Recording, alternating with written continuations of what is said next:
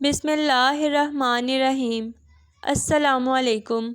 آئیں شروع کرتے ہیں یہ عشق ناول کا پارٹ نمبر 11۔ زبیر سر تھام کر بیٹھے تھے۔ اب پتہ نہیں کیا ہوگا، میری تو دنیا ہی برباد ہو گئی، وہ آہ بھرتے ہوئے بولے۔ اس آہل حیات نے نہ جانے کون سی خلش کا بدلہ لیا ہے۔ عاصم، گاڑی نکالو، ڈاکٹر قدسیہ کے پاس جانا ہے۔ وہ بامشکل خود کو آنسو بہانے سے باز رکھتے ہوئے بولے۔ جی سر ٹھیک ہے، اور وہ پیپرز؟ ہاں وہ تم کورٹ میں جمع کروا دینا۔ زبیر کھڑے ہوتے ہوئے بولے۔ وٹ؟ آہل نے تم سے زمین لے لی؟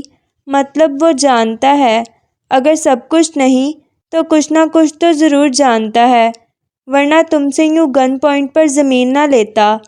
ڈاکٹر قدسیہ متفکر سی بولی۔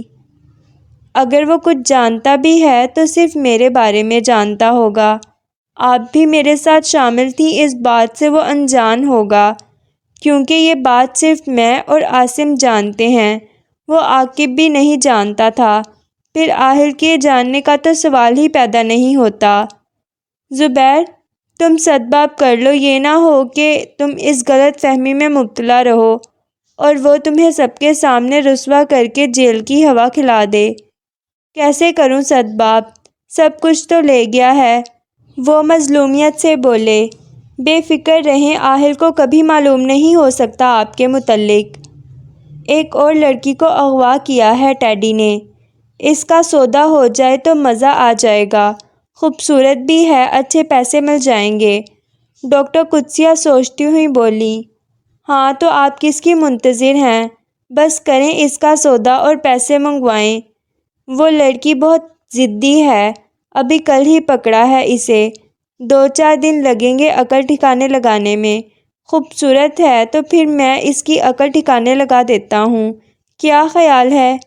نہیں، جس کے ساتھ ڈیل کرنی ہے وہ لڑکی بالکل صاف چاہتا ہے، کسی نے ہاتھ نہ لگایا ہو تبھی زیادہ پیسے دے رہا ہے، تم دور ہی رہنا اس سے، ورنہ سودا خراب کر دو گے۔ وہ گھور کر بولی۔ اچھا ٹھیک ہے، پھر کوئی اور لڑکی ہوگی، کسی سے تو ملوا دیں، بہت ٹینشن میں ہوں، پہلے جو تھی ان کا سودا تو کر دیا تھا، البتہ ایک لڑکی ہے جو اپنی مرضی سے ہمارے ساتھ کام کر رہی، وہ تمہاری بات مان سکتی، کیونکہ اسے پیسوں سے مطلب ہے، صحیح غلط سے نہیں۔ اب میں اپنا کاروبار ہونے کے باوجود پیسے دوں گا؟ زبیر کی پیشانی پر بل پڑ گئے۔ نہیں، وہ میں خود اس کے ساتھ حساب کر لوں گی، تم اپنا کام کر لو۔ وہ زبیر کے ہاتھ پر اپنا ہاتھ رکھتی ہوئی بولی۔ دکھنے میں کیسی ہے؟ زبیر کھڑے ہوتے ہوئے بولے۔ جوان ہے، خوبصورت بھی۔ اچھا وقت گزرے گا تمہارا، مزے کرو۔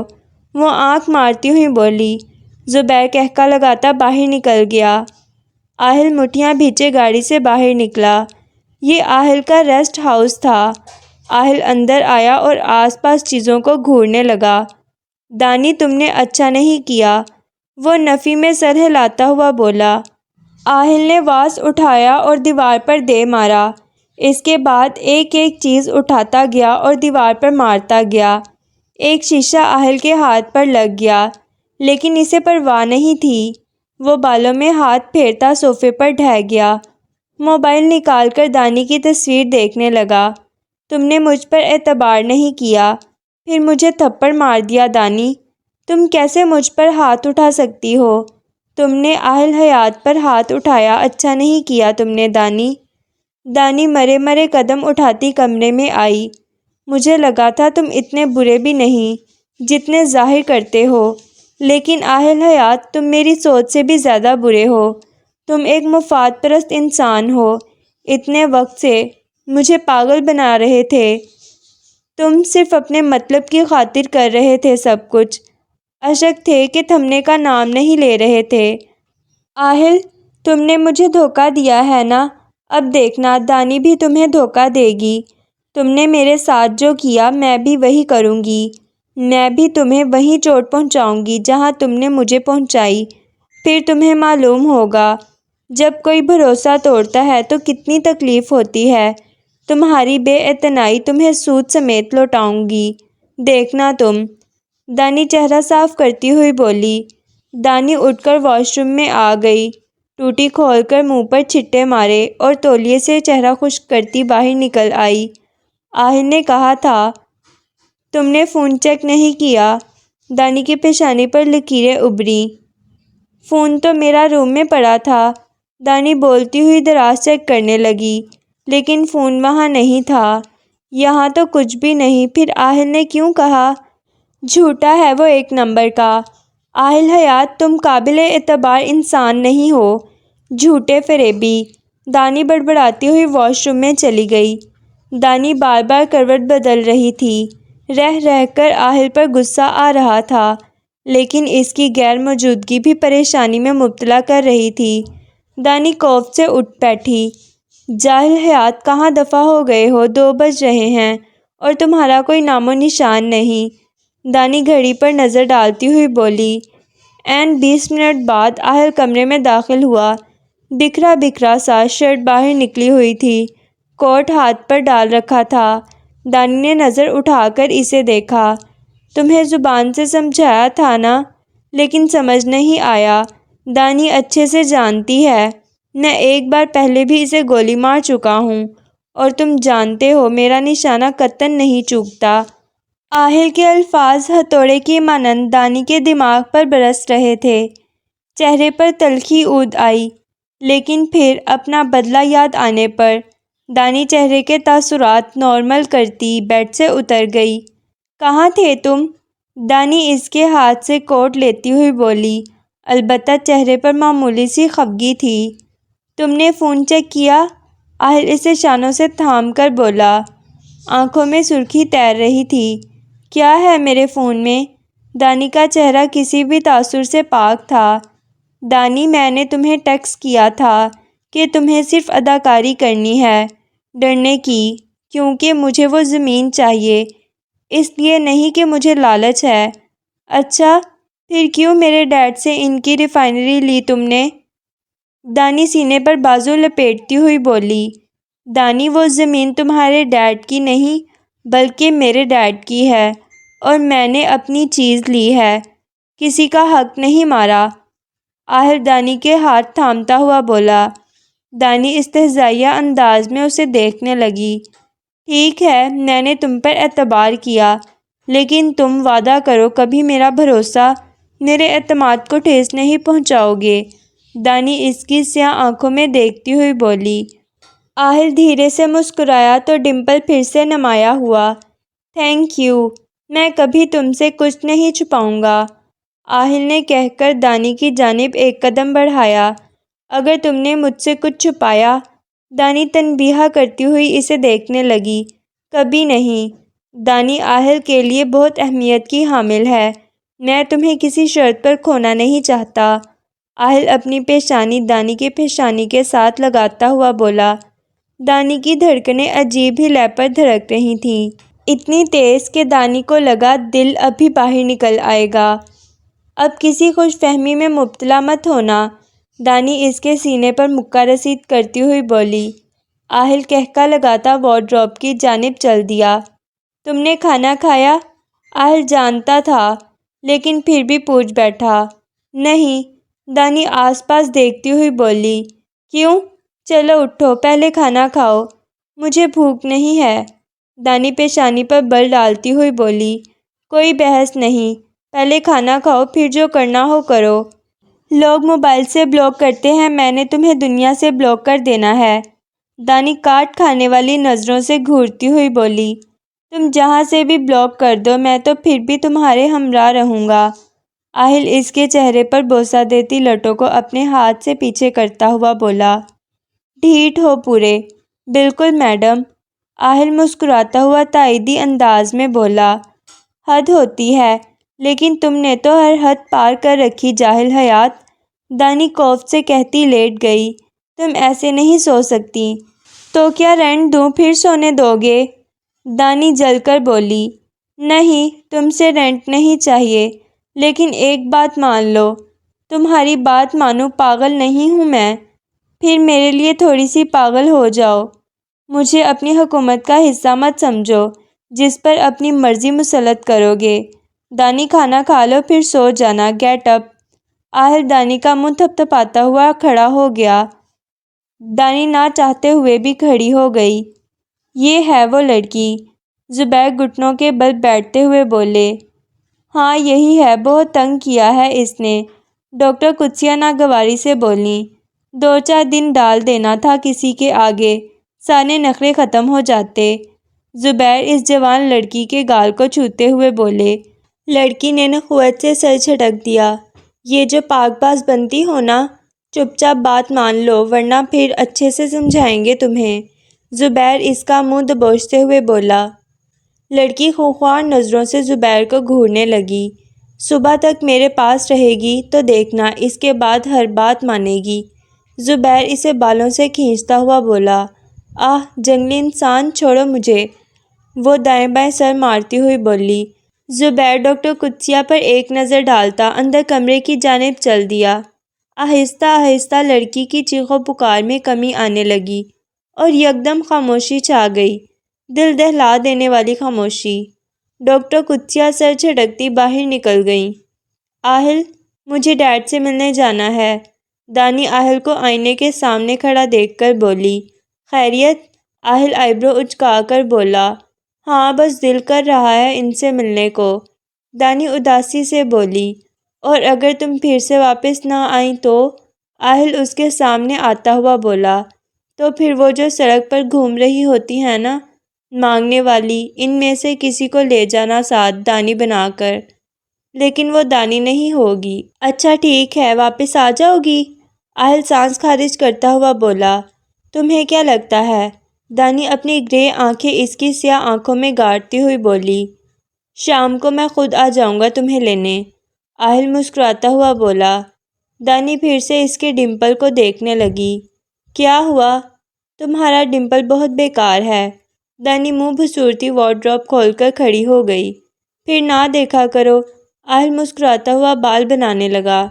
تمہارے ڈمپل کو بالکل بھی شرم نہیں آتی، ہر وقت باہر ہی رہتا ہے، اسے کہو کبھی گھر میں بھی رہ لیا کرے، بے شرم، دانی کپڑے دیکھتی ہوئی بولی۔ اور آہل کا ڈمپل مزید گہرا ہوتا جا رہا تھا۔ تم تیار ہو جاؤ، میں ایک کال کر کے آیا۔ رفیق، بہت احتیاط سے کرنا ہے یہ کام، مجھے کسی بھی صورت میں پیپرز چاہیے۔ جی سر، آپ بے فکر رہیں، کام ہو جائے گا، میں صبح سویرے سے اسی کی طاق میں ہوں۔ ٹھیک ہے، کہہ کر آہل نے فون بند کر دیا۔ جلدی آ جانا، آہل دانی کو دیکھتا ہوا بولا۔ جلدی کیا، بس گیٹ کو ہاتھ لگا کر آ جاؤں؟ دانی خفگی سے بولی۔ آہل اداسی سے مسکرا دیا۔ جاؤ، آہل کے کہتے ہی دانی باہر نکل گئی۔ دانی نے چہرہ موڑ کر دیکھا تو وہ جا چکا تھا۔ میرے اندر جانے کا بھی انتظار نہیں کیا، دانی سر جھٹکتی چلنے لگی۔ ڈیڈ کہاں ہیں؟ دانی ملازم کو دیکھتی ہوئی بولی۔ وہ ڈرائنگ روم میں بیٹھے ہیں میڈم۔ ٹھیک ہے، دانی ڈرائنگ روم کی جانب چل دی، دروازہ نوک کیا اور اندر آ گئی۔ تم جاؤ، میں بعد میں بات کرتا ہوں، زبیر دانی کو دیکھتے ہوئے بولے۔ دانی مسکراتی ہوئی ان کے سینے سے لگ گئی۔ شکر ہے اپنی لگتے جگر کو بھی دیکھنے کا موقع ملا، زبیر نم آنکھوں سے بولے۔ دانی تم ٹھیک ہو؟ اس نے تمہیں؟ نہیں ڈیڈ، اس نے کچھ نہیں کیا مجھے، میں بالکل ٹھیک ہوں، دانی ان سے الگ ہوتی ہوئی بولی۔ وہ خود چھوڑ کر گیا ہے؟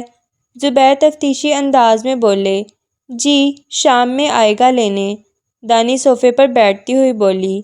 زبیر اثبات میں سر ہلاتے دانی کے سامنے بیٹھ گئے۔ ڈیڈ، وہ ریفائنری والی زمین کس کی تھی؟ اب تو وہ اس آہل حیات کی ملکیت ہے۔ ڈیڈ، وہ زمین آپ کی تھی یا نہیں؟ دانی کے چہرے پر سختی عود آئی۔ بیٹا، وہ زمین میری ہی تھی، تم ایسے کیوں استفسار کر رہی ہو؟ زبیر حیرت سے بولے۔ ڈیڈ، آہل کہتا ہے وہ زمین آپ کی نہیں بلکہ اس کے ڈیڈ کی تھی، اس نے اپنی چیز آپ سے واپس لی ہے، دانی زور دے کر بولی۔ زبیر نفی میں سر ہلاتے افسوس سے دانی کو دیکھنے لگے۔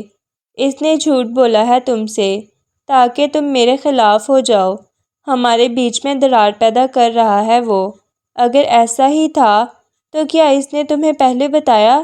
نہیں، دانی چہرہ جھکا کر بولی، تو پھر اس کا یہی مطلب ہے کہ وہ جھوٹا ہے، ورنہ تمہیں پہلے بتا دیتا۔ لیکن ڈیڈ وہ کہتا ہے اس نے مجھے ٹیکسٹ کیا تھا اس سب سے پہلے، تو تم نے وہ ٹیکسٹ پڑھا؟ زبیر پہلو بدل کر بولے، نہیں ڈیڈ، میرا فون ہی نہیں ملا کل سے۔ دانی مایوسی سے بولی، میری بات سمجھو، وہ تمہیں بے وقوف بنا رہا ہے، اسی لیے فون بھی غائب ہے تمہارا۔ مجھے بھی ایسا ہی لگ رہا ہے ڈیڈ، لیکن کبھی کبھی وہ بہت سچا لگتا ہے، اس کی باتیں ایک سحر طاری کر دیتی ہیں۔ دانی، میں نہیں چاہتا تمہاری زندگی ایک ایسے انسان کے ہاتھوں برباد ہو جائے، اس لیے اب غور سے میری بات سن لو۔ جی ڈیڈ۔ دانی سر اٹھا کر انہیں دیکھنے لگی، تمہیں صرف دکھاوا کرنا ہے کہ تم آہل سے پیار کرتی ہو۔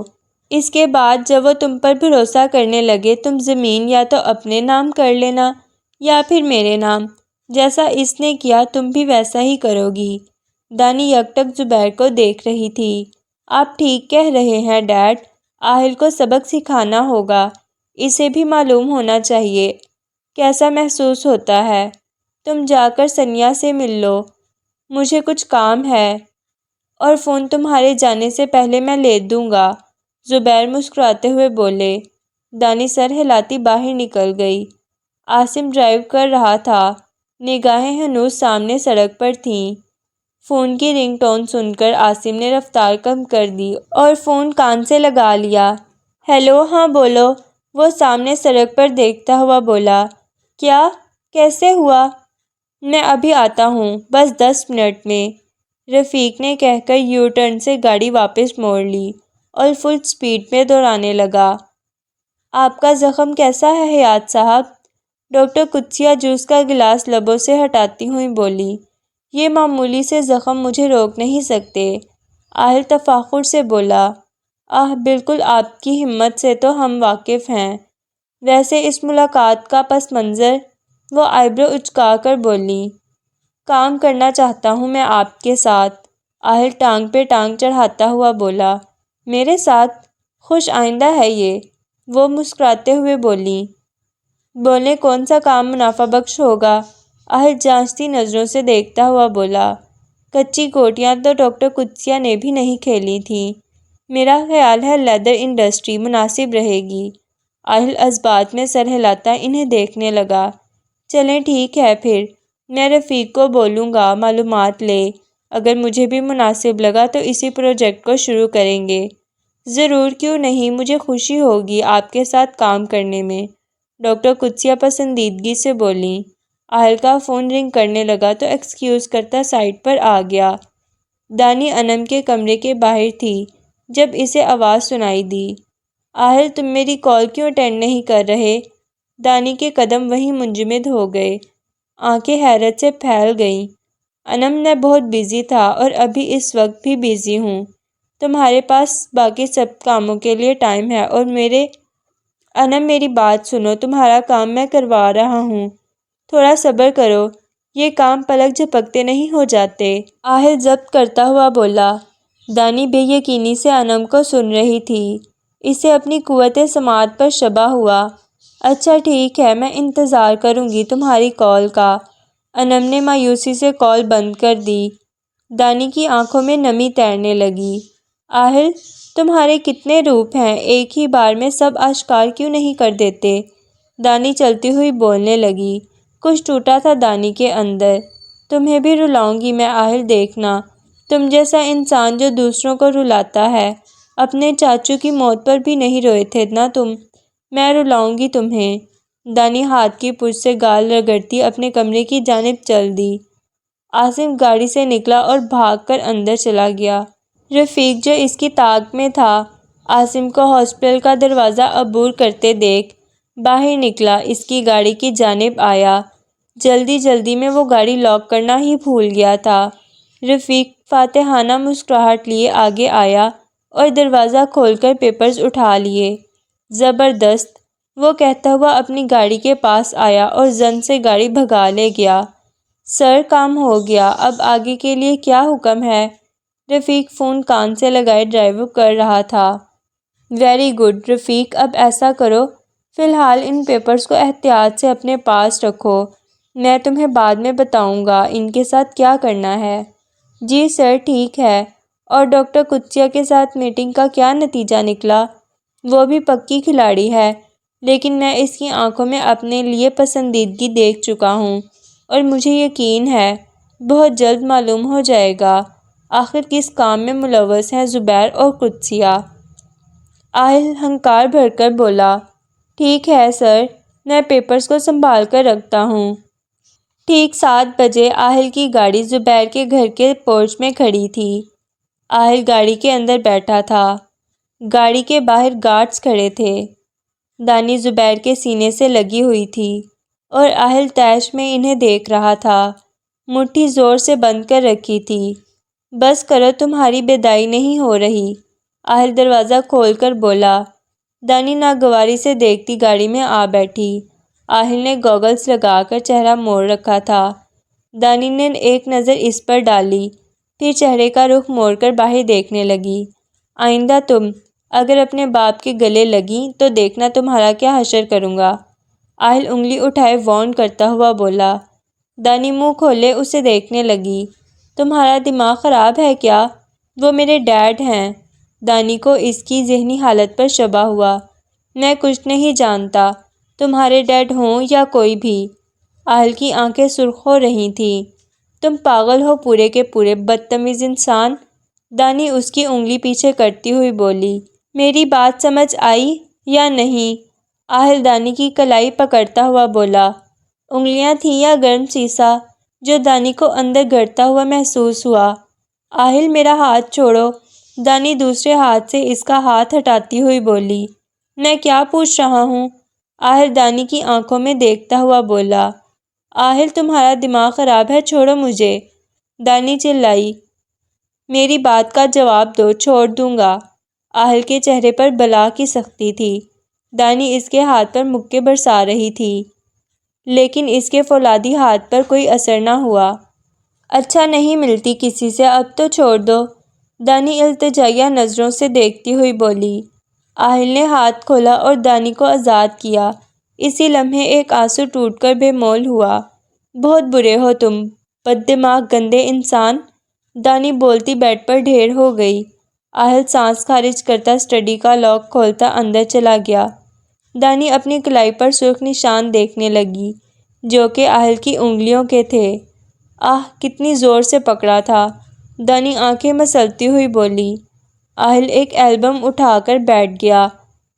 دودھیا رنگ خوبصورت نقش والی لڑکی کی وہ تصویر تھی جس پر آہل ہاتھ پھیر رہا تھا۔ وقت کیسے پنکھ لگا کر اڑتا ہے، پتہ بھی نہیں چلتا۔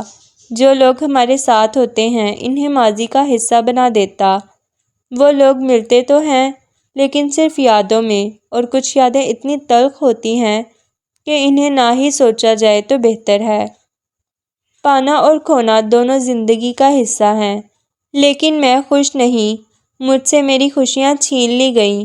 میری لڑائی ہے اس سے جسے لوگ نصیب کہتے ہیں۔ نہیں مانتا میں کچھ بھی۔ آہل کی آنکھ نم ہو گئی۔ دانی کے پاؤں کی چاپ سنائی دی تو آہل نے البم بند کر دیا۔ میرا دل چاہتا ہے تمہارے اوپر ہاتھی چھوڑ دوں۔ دانی گھورتی ہوئی بولی۔ کیوں؟ آہل محظوظ ہوتا ہوا بولا۔ کیونکہ کسی چھوٹے جانور سے تمہارا کچھ نہیں ہوگا، تمہاری طرح ہی کوئی بڑا سا ہونا چاہیے۔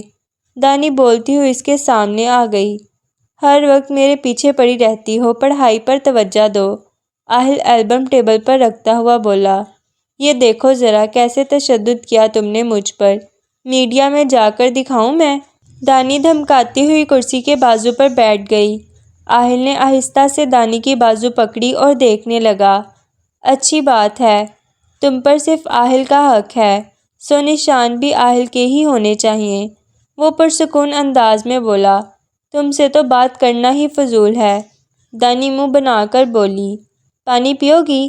آہل دھیرے سے مسکرا کر بولا۔ تمہارا خون پیوں گی۔ دانی جل کر بولی۔ اتنا غصہ مت کیا کرو۔ ہاں، سارا غصہ تم نے خرید رکھا ہے نا، جو ہم نہیں کر سکتے۔ آہل کھڑا ہو گیا، دانی کو شانوں سے تھام کر اپنے سامنے کھڑا کیا۔ اوکے، آئی ایم سوری، لیکن تم میری بات خاموشی سے مان لیا کرو۔ گونگی ہو جاؤں پھر خاموشی سے مان لیا کروں گی، بلکہ ایسا کرو ایک گولی میرے منہ کے اندر مار دو خود ہی۔ شش، آہل نے خفگی سے دانی کے لبوں پر شہادت کی انگلی رکھ دی۔ تم بہت بدتمیز ہو، دانی نم آنکھوں سے بولی۔ مجھے پتا ہے، آہل مسکراتا ہوا بولا۔ تم جاہل حیات، دانی اس کا گریبان پکڑتی ہوئی بولی۔ آہل نظریں جھکائے اس کے ہاتھوں کو دیکھتا پھر دانی کو دیکھنے لگا۔ صرف تم ہو جو میرے گریبان پر ہاتھ ڈال لیتی ہو، ورنہ کسی کی اتنی مجال نہیں۔ ہاں تو کچھ نہیں میری جنگلی بلی، دبئی نہیں جانا کیا تم نے؟ آہل اس کی ناک دباتا ہوا بولا۔ او میں تو بھول گئی، دانی سر پر ہاتھ مارتی ہوئی بولی۔ کب جائیں گے ہم؟ جلدی بتاؤ، دانی اس کی شرٹ کھینچتی ہوئی بولی۔ 1-2 دن تک، اب مجھے تنگ مت کرو، جا کر سو جاؤ، شاباش۔ آہل اس کا منہ تھپتھپاتا ہوا بولا۔ تنگ تو ایسے کہتے ہو جیسے تمہاری آنکھوں پر ہاتھ رکھ کر بیٹھ جاتی ہوں میں۔ دانی منہ بسورتی چلنے لگی۔